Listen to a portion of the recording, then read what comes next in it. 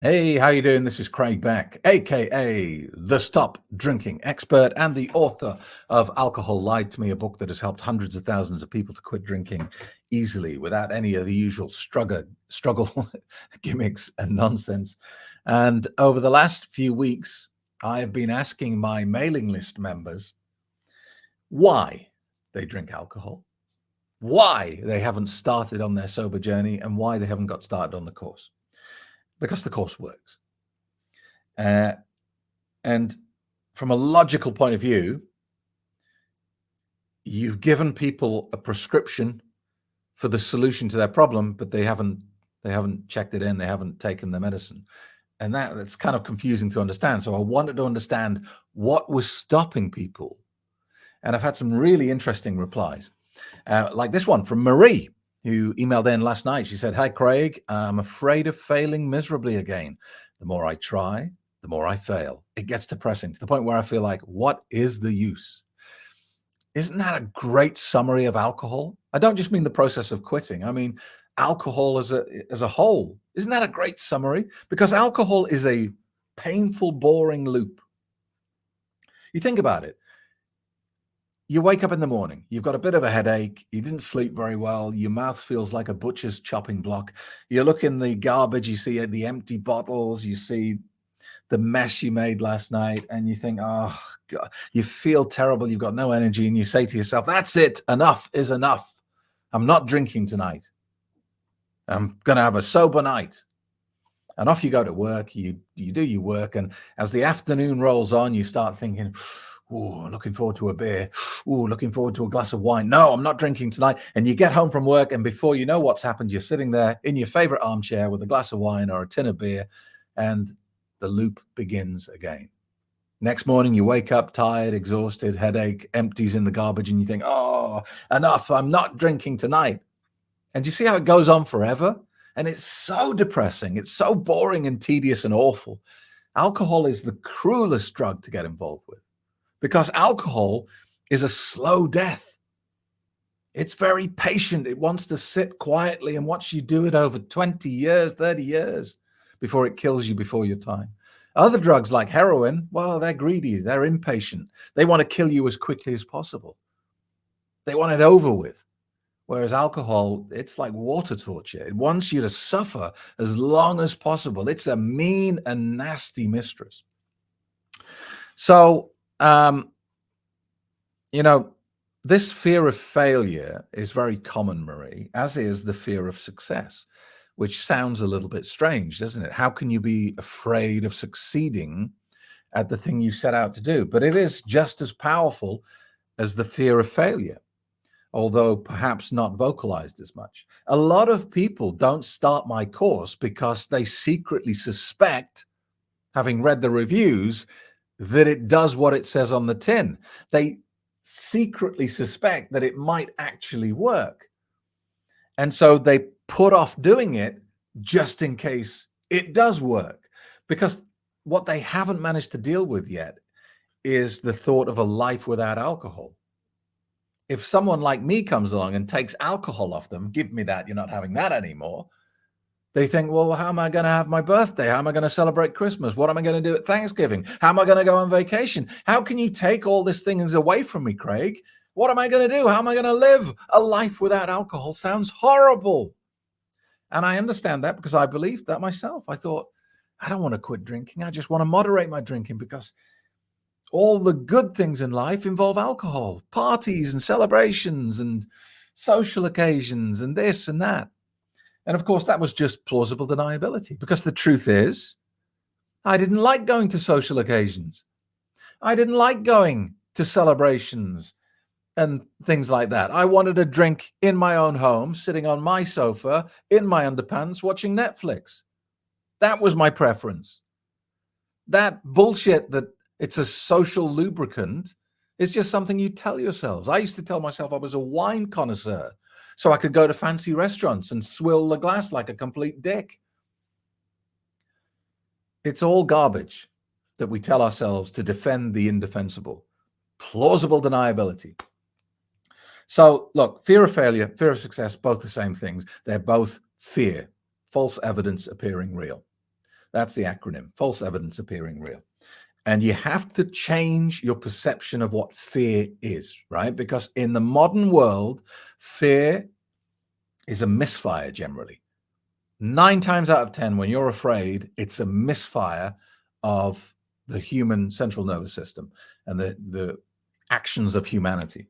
Because back in the day, before we lived in a civilized world, before we had antibiotics and police forces and armies and all this sort of stuff, back in the day when we were genuinely at risk every minute of the day from being attacked by animals, other humans who wanted what we had, vigilante justice, disease, petulance, all this stuff, when we were genuinely at risk every minute of every day, it paid us to listen to fear. It was the person who was most anxious who lived the longest. That rustle in the bushes is probably something that's going to kill you. But now we live in a comfortable world generally in the West. You know, we have a roof over our head for the most part. We have money coming in. We have food on the table, too much food often. We have leisure activities. We have all this sort of stuff. That means now when we feel afraid, when we feel anxious, most of the time, it's a misfire of the fear process, right? It's your subconscious mind trying to protect you from something that doesn't exist. Yeah? So being afraid of quitting drinking is just a misfire of that fear. It's not logical if you think about it. To be afraid of quitting drinking poison doesn't make any sense at all. I mean, even if you take the fear of failure, to be afraid of trying to quit drinking doesn't make any sense, because if you don't try to quit drinking because you're afraid of quitting drinking, you end up in the same place as if you tried and failed. It does logically, it doesn't make any sense. So all of these feelings, Marie, are a misfire of our fear system. All right. If you want to progress as a human being, if you want to get the life that you really desire and live with abundance, passion, and peace in a sober world, you have to start seeing fear not as a stoplight, but as a go light, as a green light. Yeah. When you feel fear, unless it's, unless you're standing on top of a tall building and there's genuine risk there, when you feel fear, generally, you have to say to yourself, and now I have to do it. So if you're at work and your boss says, like, we'd like you to go up for promotion, we'd like you to interview for a manager position, and you think, oh, not me, that's terrifying. There should be a little thing in your head that goes ding, ding, ding, ding. Oh, you're afraid. Now you have to do it. That's what I taught myself in my mid-30s. I started saying, right, okay, comfort zone bad. Nothing happens when you're in your comfort zone. You got to do the stuff that scares you if you want the life you want to live, right? So now, when I feel afraid, I always say to myself, and now you have to do it. And I'm going to be honest with you here. Sometimes it doesn't work out. Sometimes I get myself into a sticky situation and I have to battle quite hard to get myself out of it. But generally speaking, I think I'm right 51% of the time. And taking risks, embracing fear, and charging ahead regardless is how winning is done. That's how you win in life, right? So Marie, A, you're afraid of failing. So now that means you have to do it. It's the only option, Marie. Because if you don't do it, what you're saying is, Craig, I'm going to live in my comfort zone. And you will wither and die, because nothing grows in the comfort zone. It is barren. Nothing can grow there. It is a sterile environment. It's comfy and warm, but it's pointless. So Marie, I'm encouraging you to feel the fear and do it anyway. All right. And I'll tell you why. I'm going to show you my favorite quote of all time. I wish it came from a more credible source. I wish it was a more impressive source, I should say, like Aristotle or Einstein or something like that. But this is my favorite quote of all time because I think it really sums up life. And my kids will tell you, I have 2 grown-up kids, they will tell you I bore them senseless with this quote. I'm always saying this to them. This is it. I think this is so beautiful, so perfect. Let me tell you something you already know. The world ain't all sunshine and rainbows. It's a very mean and nasty place. And I don't care how tough you are, it will beat you to your knees and keep you there permanently if you let it. You, me, or nobody is going to hit as hard as life. But it ain't about how hard you hit. It ain't about how hard it's about how hard you can get hit and keep moving forward. How much you can take and keep moving forward.